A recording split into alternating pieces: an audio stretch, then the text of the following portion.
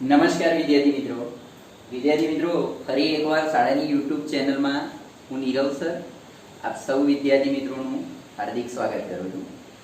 જો હવે આજે આપણે રકમ ટાઈપના આલેખની ચર્ચા કરવાની છે, બરાબર। અગાઉ મેં તમને જે આલેખ શીખવાડ્યા એ તમારે બધાએ દોરેલા હશે। હું અત્યારે એવી આશા રાખું છું કે હું જ્યારે સ્કૂલ ઉગડે અને માંગું એ વખતે દરેકની ગ્રાફ પૂરી કમ્પ્લીટ થયેલી હોવી જોઈએ। ના કર્યું હોય તો હજુ પણ કરી દેજો વિદ્યાર્થી મિત્રો, કારણ કે એની પહેલી પ્રાયોરિટી આપવામાં આવશે, બરાબર છે।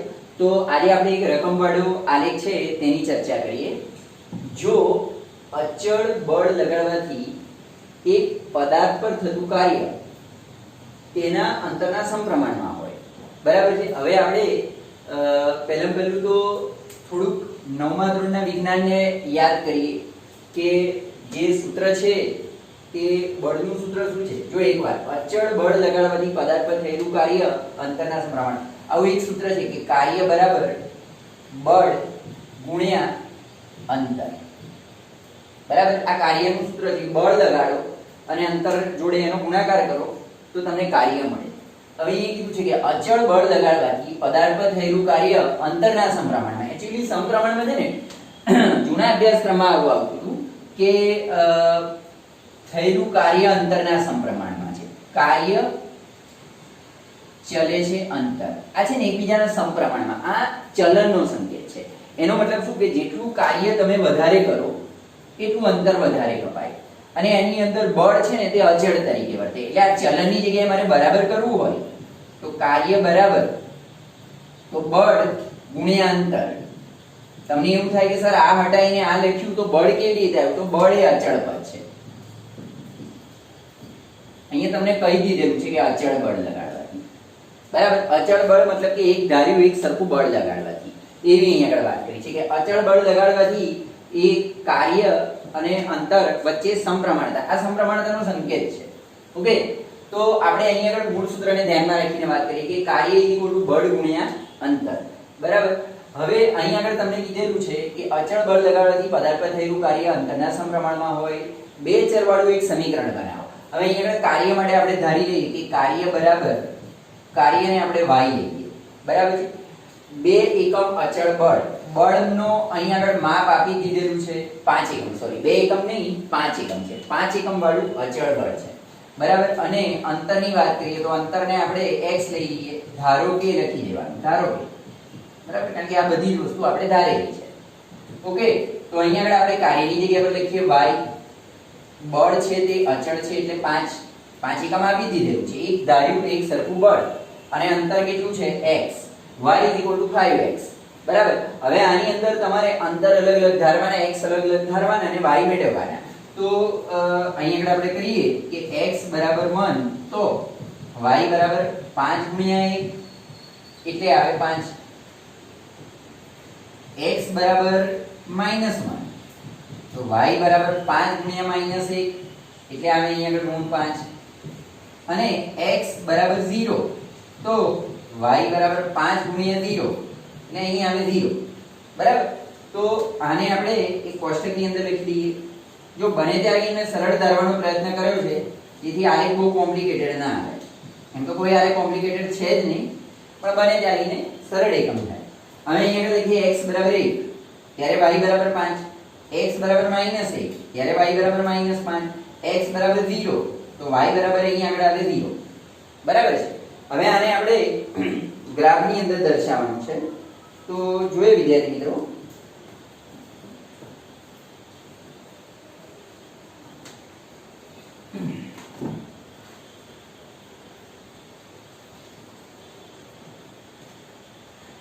x અને y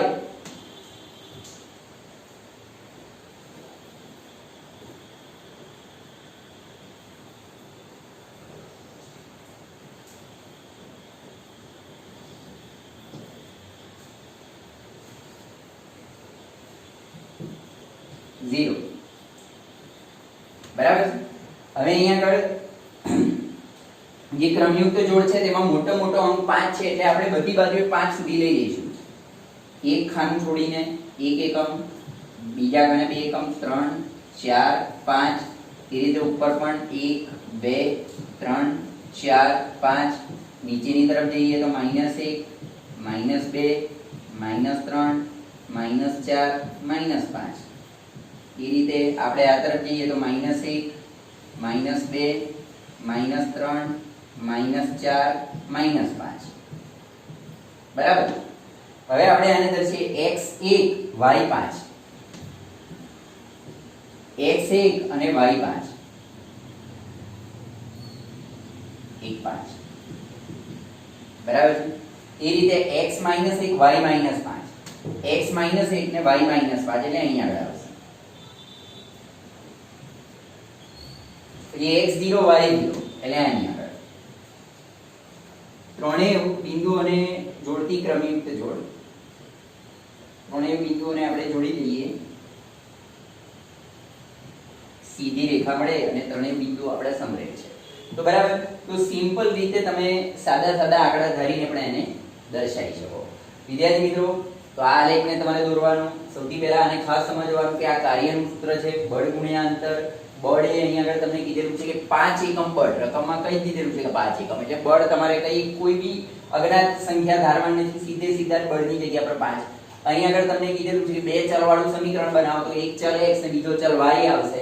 કાર્ય માટેના આપણે ધારી લઈએ y અને એ રીતે અંતર માટે ધારી લઈએ x અને એ પ્રમાણે આપણે સૂત્ર બનાવીએ કે y કાર્યની જગ્યા પર y, બળ 5 છે અને અંતર છે x, અને આ સમીકરણની અંદર અલગ અલગ આંકડા ધારી અને y ના પરિણામ મેળવી અને એને કોષ્ટકમાં દર્શાવ્યા, ત્યારબાદ એને આપણે આલેખ પત્ર ઉપર દર્શાવવાનો છે। તો એકદમ સિમ્પલ છે। હવે આપણે થોડાક આગળ વધીએ, બીજા આલેખની ચર્ચા કરીએ।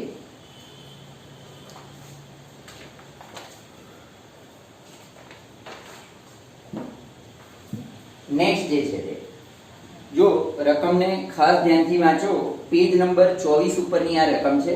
તમારી જોડે ટેક્સ્ટ બુક હોય તો ટેક્સ્ટ બુક ની અંદરની જ આ રકમ છે। સ્વાધ્યાય આપણું જે છે તે કહું તમને 4.2 બરાબર, 4.3 ની આ રકમ નંબર 7 છે। ટેક્સ્ટ બુક ખોલીને પણ એમાં જોઈ શકો તમે।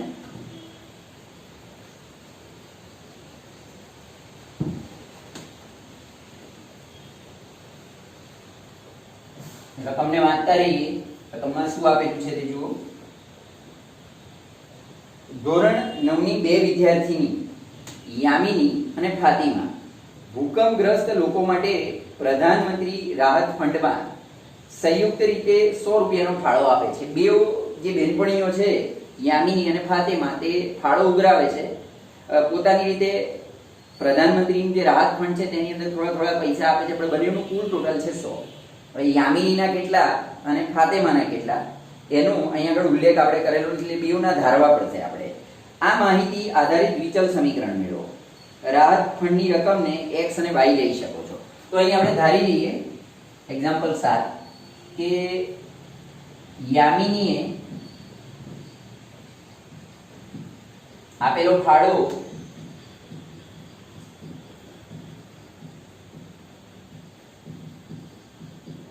x રૂપિયા, ફાતિમા એ આપેલો ફાળો y રૂપિયા। યામિની અને ફાતિમા બંનેવે થઈ અને ભેગો કુલ ફાળો આપેલો છે 100 રૂપિયા। બરાબર, સિમ્પલ સમીકરણ છે। તેમને ફાળાની રકમ x રૂપિયા અને y રૂપિયા તમે લઈ શકો છો, જે આપણે લઈ લીધી। અને આ સમીકરણ આધારિત તમારે આલેખ દોરો। હવે y સ્વરૂપ દર્શાવવાનું છે, તો બહુ સિમ્પલ છે। અહીંયા આગળથી તમને આવડે એવું છે કે y સ્વરૂપ એટલે y ને કરતા બનાવો 100 - x। હવે અહીંયા આગળ જો ધારતી વખતે થોડી કાળજી રાખવાની, બરાબર છે। x બરાબર હું અહીંયા આગળ લઉં, સૌથી પહેલા 50 લઈએ x બરાબર, કારણ કે 1 2 3 4 લેવામાં મજા નથી, એ એડજસ્ટ થાય નહીં। x બરાબર 50 તો y બરાબર કેટલા થશે 10, અરે સોરી 100 - 50 એટલે આવશે 50। એ રીતે x બરાબર 60 તો 100 - 60 એટલે આવશે 40। એ રીતે x બરાબર આવશે 70 તો y બરાબર આવશે 100 - 70 એટલે આવશે 30। બરાબર છે। તો આપણે પહેલું તો એક કોષ્ટક બનાવી દઈએ ક્રમયુક્ત જોડવાળું।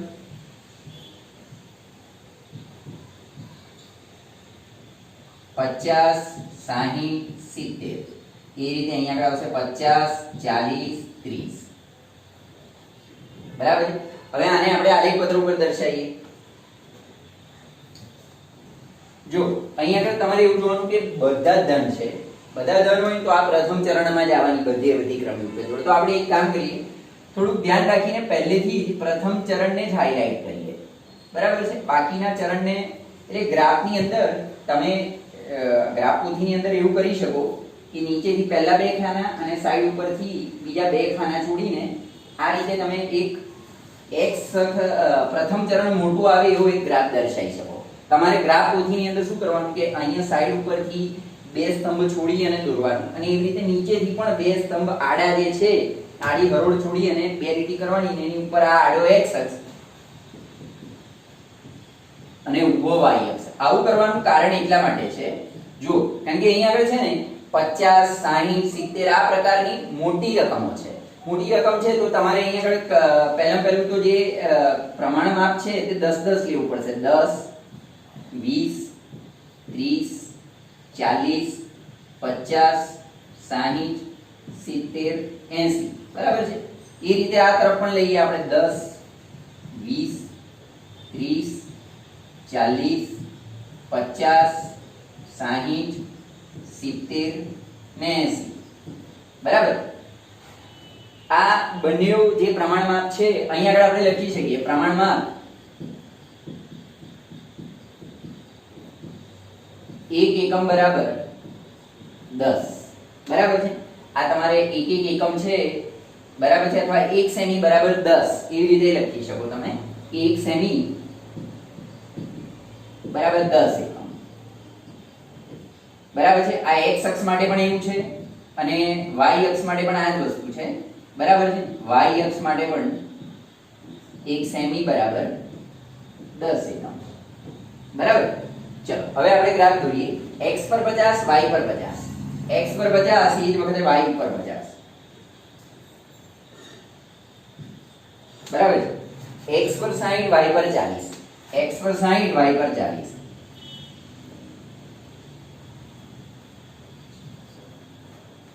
પછી x પર 70 y પર 30, x પર 70 y પર 30,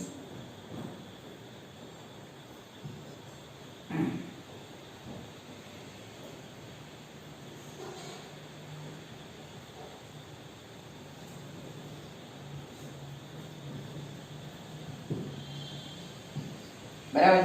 ત્રણેય બિંદુમાંથી પસાર થતી એક રેખા, બરાબર. તો આ રીતે તમે આ આલેખને દર્શાવી શકો. ફરી એકવાર ચેક કરીએ. x 50 y 50, આ x 50 છે અને y 50 છે, એટલે આ પહેલી ક્રમયુક્ત જોડ.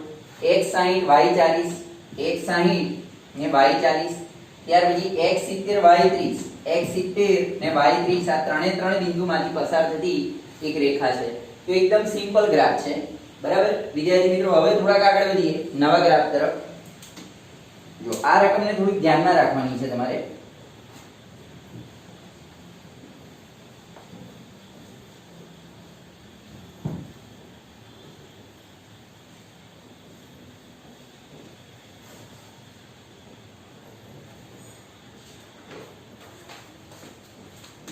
ચાલો હવે છે પ્રશ્ન નંબર 8. વિદ્યાર્થી મિત્રો હવે આપણે એક્ઝામ્પલ 8 ને જોવા જઈ રહ્યા છે. ગ્રાફ પોથીમાં 8મું એક્ઝામ્પલ. જો આના માટે ખાસ તમારે એક્ઝામ્પલની રકમ જોડે લઈને બેસજો, કારણ કે રકમ મોટી છે એટલે બોર્ડ ઉપર લખવાનું શક્ય બનશે નહીં, બરાબર છે. એટલે ટેક્સ્ટ બુક અથવા તો ગ્રાફ પોથી ખાસ જોડે લઈને બેસજો. યુએસએ અને કેનેડા જેવા દેશમાં તાપમાન ફેરનહીટની અંદર મપાય, ભારતની અંદર તાપમાન સેલ્સિયસમાં મપાય. અહીં તમને ફેરનહીટનું સેલ્સિયસમાં રૂપાંતર થાય એવું એક સુરેખ સમીકરણ આપેલું છે. मैं बोर्ड ઉપર લખું છું એ સમીકરણ. F = 9/5 * C + 32 આવું આપેલું છે. ઉપર દર્શાવેલ સુરેખ સમીકરણમાં x અક્ષ પર સેલ્સિયસ, y અક્ષ પર ફેરનહીટ લઈને આલેખ કરો. ઓકે, તો આપણે પહેલું અહીંયા લખતા જઈએ. પાંચે પાંચ પ્રશ્નોનો જવાબ આપીશું કે x અક્ષ બરાબર સેલ્સિયસ અને y અક્ષ બરાબર ફેરનહીટ, બરાબર. આ લઈને આલેખ દોરો. બીજા નંબર પર જો તાપમાન 30°C હોય તો ફેરનહીટનું તાપમાન શું થાય? હવે આપણે અહીંયા આગળ જોઈએ કે જો તાપમાન C = 30°, હોય તો F બરાબર શું થાય? F કેટલા થાય? બરાબર. તો આપણે અહીંયા આગળ લખીએ પહેલા આ જે સૂત્ર છે એને લખી દઈએ 9 * 5 * c + 32 9/5 ઇન્ટુ c ની જગ્યા પર આપણે લખી દેવાના 30 + 32 આ ઉડાડ દઈએ એટલે 6 ઉપર આવે 9 × 54 + 32 આ બેનું ટોટલ કરીએ એટલે આવશે 86 બરાબર તો f બરાબર 86 કે c 30 હોય ત્યારે f 86 આ પહેલો પ્રશ્ન આ બીજા પ્રશ્નનો જવાબ થયો હવે આપણે ત્રીજા પ્રશ્નના જવાબ કે ફેરનહીટ 95 હોય તો સેલ્સિયસ કેટલું f = 95 તો c બરાબર કેટલા બરાબર છે તો લખીએ આપણે f ચલો f ની જગ્યા પર આપણે ડાયરેક્ટ લખી દઈએ 95 દરેક વખતે સૂત્ર લખવાની જરૂર નથી f ની જગ્યા પર 95 બરાબર છે 9/5 * c + 32 બરાબર તો અહીંયા જુઓ પહેલા શું થાય કે 95 - 32 બરાબર 9/5 * c બરાબર છે હવે 95 માંથી 32 બાદ કરો 95 માંથી 32 બાદ કરી દો એટલે અહીં આવશે 63 9/5 * c ગુણ્યા c બરાબર આ 5 ને આમ લઈને ગુણો 63 * 5 નીચે છેદમાં અહીં આવશે 9 બરાબર c બરાબર છે ફરી એકવાર 95 માંથી તમે 32 બાદ કરો 95 માંથી 32 જશે એટલે કેટલા આવશે 63 બરાબર આ 9/5 છે બરાબર ની આ બાજુ આવે એટલે વ્યસ્ત થઈ જાય 5 ઉપર 9 નીચે બરાબર c આને ઉડાડ દેવાના એટલે 9 × 63 c બરાબર આવશે 35 c બરાબર 35 આ થયો તમારો પ્રશ્ન નંબર 3 ત્યાર પછી આગળ વધીએ પ્રશ્ન નંબર 4 જો તાપમાન c 0 હોય તો ફેરનહીટ કેટલું હોય હવે અહીંયા લખીએ કે c = 0 તો f કેટલા બરાબર સૂત્ર લખીએ આપણે c ની જગ્યા પર 0 લખી દો +32 f 9/5 * 0 अगाऊ ये કીધેલું 0 से जो टकराए वो 0 हो जाए बराबर 0 થી જ્યારે 9/5 નો ગુણાકાર થાય ત્યારે 0 થઈ જાય +32 બરાબર ને આરક્ષણ પિક્ચરનો ડાયલોગ છે 0 ને 32 નો સરવાળો કરીએ એટલે આવશે 32 f બરાબર 32 તો એક આ છે અને ત્યાર પછી છે જો તાપમાન 0 ફેરનહીટ માં તો સેલ્સિયસ કેટલું f જો 0 હોય તો c કેટલું f = 0 તો c બરાબર કેટલા ઓકે તો આ f ની જગ્યા પર 0 મૂકી દઈએ 9/5 * c + 32 ઓકે તો આ +32 આ બાજુ આવે એટલે -32 થાય અને અહીંયા આગળ આપણે લખીએ કે -32 બરાબર 9/5 * c બરાબર ને 9/5 * c એ તો એવા ને એવા રહેશે 32 આમ આવે એટલે -32 હવે આને આમ લઈ લો -32 5 અને 9 આવશે નીચે = આવશે c બરાબર હવે આનો આપણે ગુણાકાર કરી નાખીએ -32 નો 5 જોડે ગુણાકાર કરો તમે તો -32 * 5 કરીએ તો આવશે -160/9 બરાબર આવશે c તો c = આવશે -160/9 ત્યાર પછી આગળ વધીએ પ્રશ્ન નંબર 5 પ્રશ્ન નંબર 5 માં શું કહે છે કે ફેરનહીટ અને સેલ્સિયસ સંખ્યાત્મક રીતે સમાન હોય તો તેવું તાપમાન શોધો અને જો હા હોય તો તે શોધો એટલે અહીં આગળ એવું કહે છે કે ફેરનહીટ અને સેલ્સિયસ માં સંખ્યાત્મક રીતે સમાન હોય તેવું તાપમાન હોય જો હા તો તે શોધો શું f અને c માં સમાન હોય એવું કોઈ ટેમ્પરેચર ખરું f = c કરીએ આપણે તો બંને બાજુ ઇક્વલ આવી જવા જોઈએ ચાલો અહીં આગળ આપણે એક કામ કરીએ કે f = c અહીંયા હું મૂળ સૂત્ર લખું છું 9/5 * c + 32 બરાબર f ગમે તે એકને આપણે કરતા બને અહીંયા c રાખીએ 9/5 * c + 32 બરાબર હવે આપણે એક કામ કરીએ કે જે 32 છે તેને આમ લઈએ 9 - 32 9/5 * c બરાબર હવે 5 ને આમ લઈને ગુણો 5 c - 32 = 9c બરાબર 5 અંદર ગુણાશે એટલે 5c - 160 = 9c હવે આ 9c છે તેને આમ લઈ લો 160 અથવા તો 5c ને આમ લઈએ -160 બરાબર 9c -5c -160 બરાબર આવે 4c. આ 4 આમ આવીને ભગાય એટલે c બરાબર આવે -40. બરાબર છે. c -40 તો f પણ આવે -40. એટલે અહીંયા આગળ લખવાનું કે f અને c બંને સમાન મળે તે તાપમાન -40 ડિગ્રી છે. બરાબર. તો વિદ્યાર્થી મિત્રો આ જે પાંચે પાંચ પ્રશ્ન છે એ જે પાંચે પાંચ પ્રશ્નને જોયા. હવે આપણે એને આલેખ પત્રકની અંદર દર્શાવવાનું છે. તો સૌથી પહેલા એક કામ કરીએ, એક કોષ્ટક બનાવી દઈએ. બરાબર છે. કોષ્ટકની અંદર c અને f. બરાબર. હવે અહીં આગળથી આપણે લખતા જઈએ કે c 30 ત્યારે f કેટલા 86, c 30 હોય ત્યારે f 86. પછી બીજામાં જોઈએ કે f 95 ત્યારે c 35. ધેટ મીન્સ કે c 35 ત્યારે f 95. આ એક બીજો થયો. અને ત્યાર પછી ત્રીજામાં ત્રીજું એક ઉદાહરણ લેવું હોય તો આપણે અહીંયા લઈ શકીએ કે c0 ત્યારે f 32, c0 ત્યારે f 32. જો અન્ય ઉદાહરણમાં તમે આ લેશો તો આમાં શું થશે કે -160 ના છેદમાં 9 પછી અને ગ્રાફ પર દર્શાવવો મુશ્કેલ પડશે પોઈન્ટમાં, એટલે એને એવોઇડ કરીએ. ત્યાર પછી આપણે આમાં પણ લઈ શકીએ કે f અને c બંને -40 એવી રીતે પણ તમે લઈ શકો. પણ આપણે જનરલી 3 ને જ લેતા હોઈએ છે કે 3 ક્રમયુક્ત જોડ આવે એટલે આપણે આલેખ આરામથી દોરી શકીએ. તો આ 3 આવી ગઈ છે. હવે વિદ્યાર્થી મિત્રો જો આને તમારે આલેખ પત્ર ઉપર દર્શાવવી હોય તો બહુ સરળ છે. સૌથી પહેલું તો તમારે પોઝ કરી અને આ એક્ઝામ્પલને સાઈડ ઉપર જે જગ્યા આપેલી છે તેમાં લખી દેવાનો છે. હું આને લૂછું છું, ત્યારબાદ હું અહીંયા ગ્રાફ દોરું છું. એ ગ્રાફને તમારે દોરવાનો રહેશે.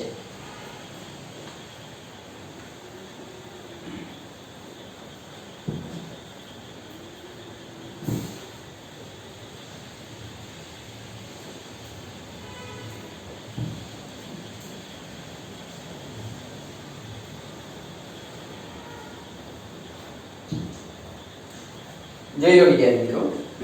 હવે આમાં પણ તમે એવું જોઈ શકો છો કે બધા જ લગભગ ધન છે. એટલે આપણે પ્રથમ ચરણનો જ ઉપયોગ કરશું.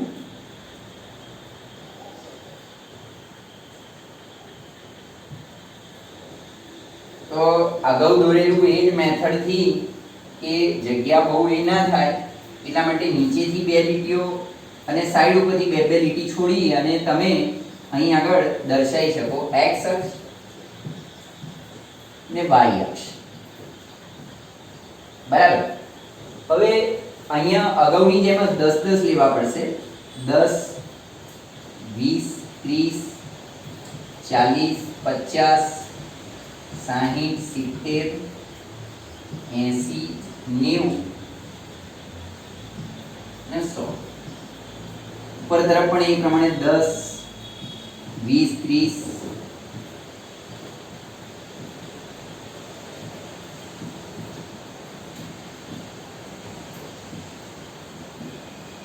બરાબર. ચાલો પહેલા આપણે કરીએ c30 ત્યારે x 86 આવશે. c30 x 86. 86 એટલે અહીંયા પહેલો કાપો છે ને 2 નો હશે, કારણ કે 80 અને 90 વચ્ચે 5 કાપા છે તો દરેક કાપો 2 નો હોય. તો આ 82, આ 84 ને આ 86. બરાબર. તો અહીંયા આગળથી અંદાજિત આપણે થોડું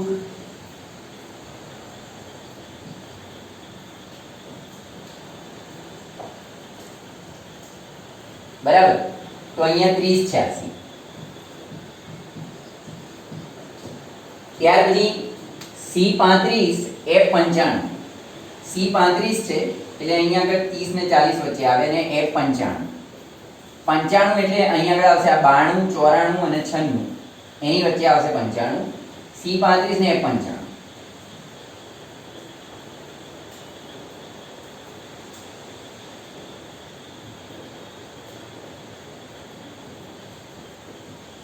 આ રહ્યું.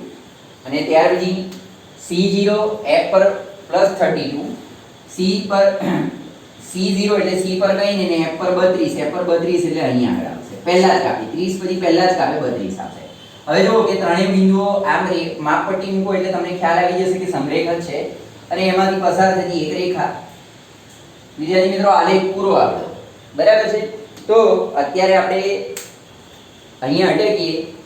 નેક્સ્ટ ભાગની અંદર બીજા નવા દાખલા સાથે આપણા કામકાજને આગળ વધારીશું. બસ.